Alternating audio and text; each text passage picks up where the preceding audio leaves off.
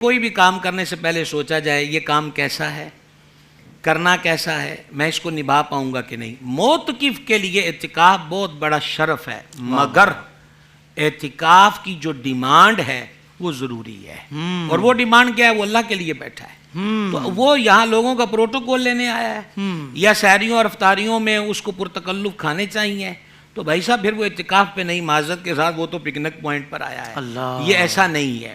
اور بلکہ اگر وہ یہ کھانے دانے کی طرف توجہ رکھے گا، اور ایسا ہوتا ہے کہ معتکفین گھر والوں کے لیے تو جناب مصیبت کبھی بن جاتے ہیں کہ وہ ان کو میسج کر رہے ہیں کہ آج شام کو 5 دوست افطاری کریں گے، لہذا بڑھیا سا کھانا بھیجیے گا۔ اب گھر میں گنجائش نہیں، وہ بیچارے کیا کریں؟ تو یہ کن چکروں میں پڑے ہوئے ہیں؟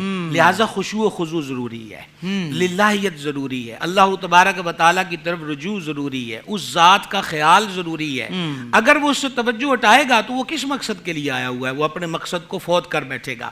دیکھیں توجہ اور جو خشوع اور خضوع ہے، اللہ تعالیٰ نے یہ 18واں پارہ جو شروع ہوتا ہے کہ نجات پانے والے مومنین کے لیے فرمایا، وہ اپنی نمازوں میں گڑ گڑاتے ہیں، تو یہ جو خاشعین کا وصف ہے کہ ان کی توجہ رب کی ذات کی طرف رہتی ہے۔ حضرت سیدنا امیر المومنین صدیق اکبر عتیق و اطہر رضی اللہ تعالیٰ عنہ و دیگر صحابہ کئیوں کے بارے میں یہ مروی ہے کہ وہ نماز میں کھڑے ہوتے تھے تو لگتا تھا کہ لکڑی کھڑی ہے، کوئی حصو حرکت نہیں ہے۔ سید سجاد امام زین العابدین کریم رضی اللہ تعالیٰ عنہ نماز پڑھ رہے ہیں، گھر کے کسی کونے میں آگ لگ گئی، ابن کثیر نے البدایہ میں لکھا، تو شور اٹھا، آگ آگ آگ آگ، آپ سکون سے نماز پڑھتے رہے۔ تو جب نماز سے فراغت ہوئی تو گھر والوں نے عرض کی آگ لگی تھی حضور اور آپ نے توجہ نہیں فرمائی۔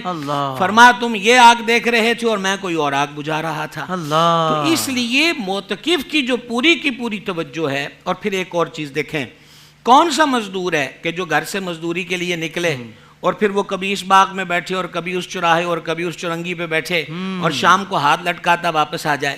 معتکف کو چاہیے وہ 10 دن کس لیے آیا ہے، اور ہر دن وہ اس کا احتساب کرتا رہے، میں اپنے مقصد میں کامیاب ہوں، کو قدم آگے کی طرف بڑھ رہا ہے، کم از کم ایک ختم قرآن کر لے، درود شریف کی کثرت کرے، ذکر اللہ میں مصروف رہے، اور جس طرح زبان کو روکنے اور دیگر چیزوں کے روکنے کے گناہ اس کے ساتھ ساتھ وہم و خیال کی دنیا سے بھی باہر نکلے۔